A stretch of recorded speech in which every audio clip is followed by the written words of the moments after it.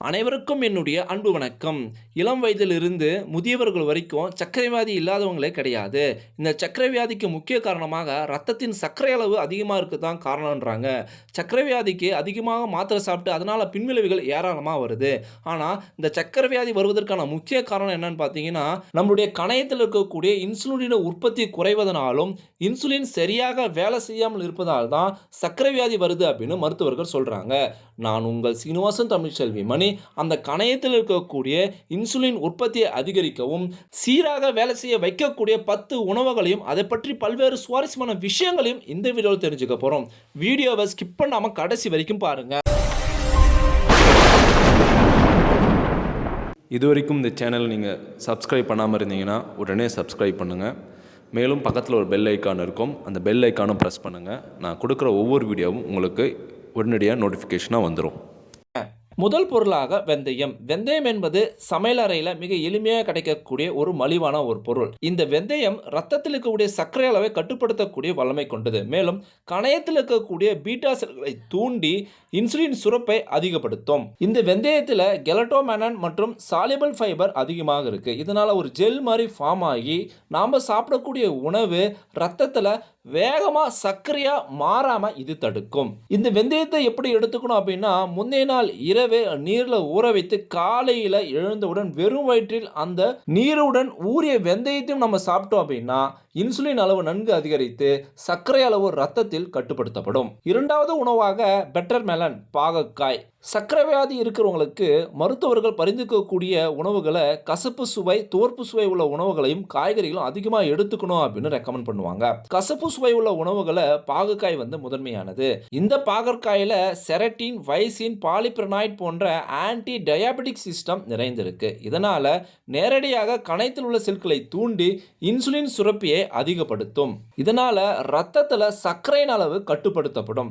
வாரத்துக்கு 2 அல்லது 3 நாள் நீங்க பாகற்காய் எடுத்துட்டீங்க அப்படின்னா ரத்தத்தில் இருக்கக்கூடிய சர்க்கரை அளவை நல்ல முறையில் கட்டுப்படுத்த முடியும். மூன்றாவது உணவாக லவங்கப்பட்டை, சின்னமன். அதாவது உணவில் வாசனைக்காக சேர்க்கக்கூடிய லவங்கப்பட்டையை நம்ம எடுத்துக்கிட்டோம் அப்படின்னா இது இன்சுலினை அதிகப்படுத்தும். இதை இன்சுலினை சீராக வேலை செய்ய வைக்க உதவுகிறது. இந்த லவங்கப்பட்டையில் சின்னமாய்டு, சின்னமின் போன்ற பீட்டா செல்களை சேதமடையாமல் பாதுகாக்கக்கூடிய சத்து நிறைந்திருக்கு. இதனால கணையத்தில் இருக்கக்கூடிய பீட்டா செல்கள் ஆரோக்கியமாக இருக்கும்.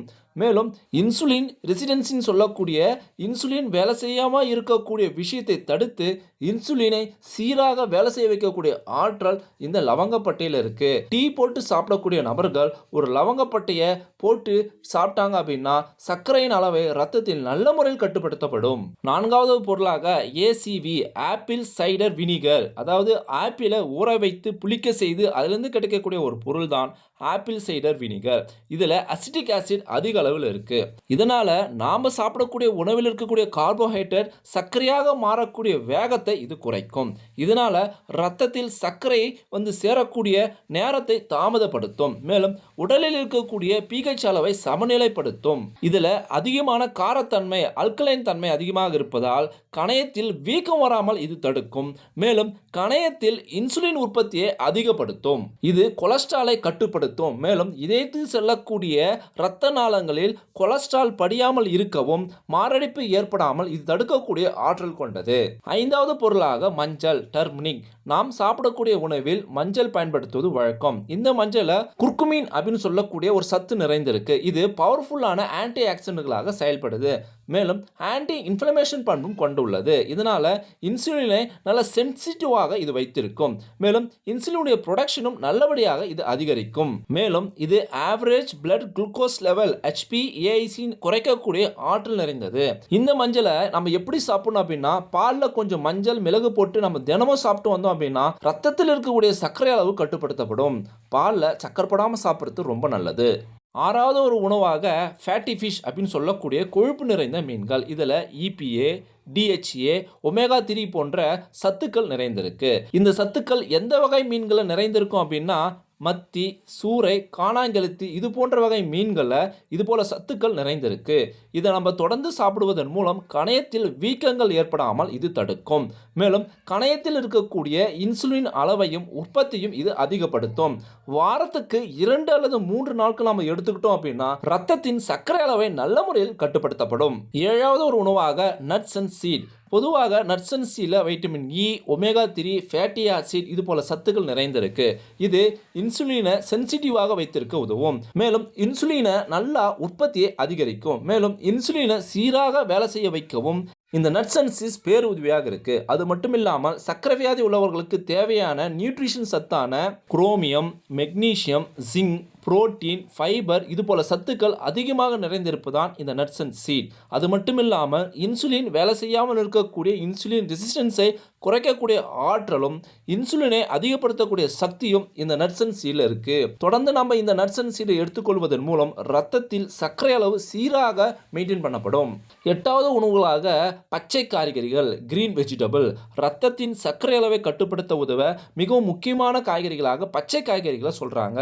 பச்சை காய்கறிகள், பச்சை கீரைகள் இதை நம்ம தொடர்ந்து சாப்பிடுவதன் மூலம் ரத்தத்தில் சர்க்கரை அளவு கட்டுப்படுத்தப்படும்.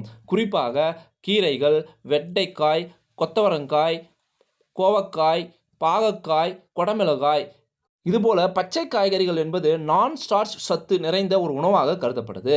இதில் vitamin A, vitamin C, vitamin E, iron, B complex போன்ற சத்துக்கள் நிறைந்திருக்கு.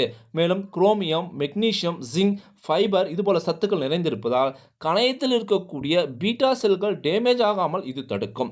மேலும் கணையத்தில் இன்சுலின் சுரப்பை அதிகப்படுத்தும். சக்கரை வியாதி உள்ளவர்களுக்கு தேவையான ஸ்டார்ச் சத்து குறைவான உணவாகவும் நார்ச்சத்து அதிகமான உணவாகவும் இது கருதப்படுது. அதனால பச்சை காய்கறிகளை அதிகமாக சாப்பிடுவதன் மூலம் இன்சுலின் அளவை அதிகரிக்க முடியும், ரத்தத்தின் சர்க்கரை அளவை கட்டுப்படுத்த முடியும். 9வது உணவாக oats.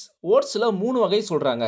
Steel out oats, rolled oats மற்றும் குயிக் குக்கிங் ஓட்ஸ். இது இல்லாமல் இன்ஸ்டன்ட் ஓட்ஸ்னு சொல்றாங்க. இது சீக்கிரமாக சமைக்கவும் முடியும், அதே போல சீக்கிரமாக செரிமானம் ஆகும். ஆனா இந்த ஓட்ஸ்ல, அதாவது இன்ஸ்டன்ட் ஓட்ஸ்ல கிளைசெமிக் இண்டெக்ஸ் வந்து 79% இருப்பதால் இது நம்ம எடுத்துக்க கூடாது அப்படின்னு சொல்றாங்க. அதே போல நம்ம சீல்ட் அவுட் ஓட்ஸ், ரோல்டு ஓட்ஸ்ல வந்து பாத்தீங்கன்னா கிளைசெமிக் இண்டெக்ஸ் 42% குறைவாக இருப்பதால் இந்த உணவு நமக்கு மிகவும் நல்லது அப்படின்னு ரெக்கமெண்ட் பண்றாங்க. இதுல ஃபைபர் சத்தும் அதிகமாக இருக்கு. இதனால் ரத்தத்தின் சர்க்கரை அளவை இது கட்டுப்படுத்தும். மேலும் உடலில் மெட்டபாலிசத்தை சீராக இயங்க வைக்கும் இது பேருதவியாக இருக்கும். 10வது உணவாக கிரீன் டீ. இந்த கிரீன் டீயில் பாலிபினால், ஆன்டி ஆக்சிடென்ட்கள் நிறைந்திருக்கு. இதனால் கணையத்தில் வீக்கம் ஏற்படாமல் தடுக்கும். கணையத்தில் இன்சுலினை சீராக இருக்க உதவி செய்யும். மேலும் இஜிசிஜி என்னும் பயோ ஆக்டிவ் காம்பவுண்டுகள் அதிக அளவு நிறைந்திருக்கு. இதனால இன்சுலின் ரிசப்டரை சீராக வேலை செய்ய வைக்க இது உறுதுணையாக இருக்கும். மேலும் உடல் செல்களுக்கு குளுக்கோஸை செலுத்தவும் குளுக்கோஸை செல்வதற்கு இது சீராக உதவி புரியும். இதனால் இன்சுலின் ரெசிஸ்டன்ஸை இது தடுக்கும். இந்த 10 உணவுகளை நம்ம தவறாமல் எடுத்துக்கிட்டோம் அப்படின்னா சர்க்கரை வியாதியை முற்றிலுமாக நாம் குணப்படுத்திடலாம். ரத்தத்தின் சர்க்கரை அளவை நம்ம கட்டுப்படுத்த முடியும். நம் உடம்பில் உற்பத்தி ஆகக்கூடிய இன்சுலின் அளவை சீராக உற்பத்தி செய்து சீராக வேலை செய்ய வைக்க முடியும். நான் சொன்ன தகவல் உங்களுக்கு ரொம்பவும் பயனுள்ளதாக இருந்திருக்கும் அப்படின்னு நான் நினைக்கிறேன். இந்த வீடியோ பற்றி உங்களுடைய கருத்துக்கள் என்ன அப்படின்னு மறக்காம கமெண்ட் பாக்ஸில் கமெண்ட் பண்ணுங்க. இந்த வீடியோவை அனைவருக்கும் ஷேர் பண்ணுங்க. நம்மளுடைய டி தமிழ் டெக்னாலஜி சேனலை சப்ஸ்கிரைப் பண்ணுங்க, லைக் பண்ணுங்க. மீண்டும் அடுத்த ஒரு சுவாரஸ்யமான சந்திப்போம். தேங்க்யூ ஃபார் வாட்சிங்.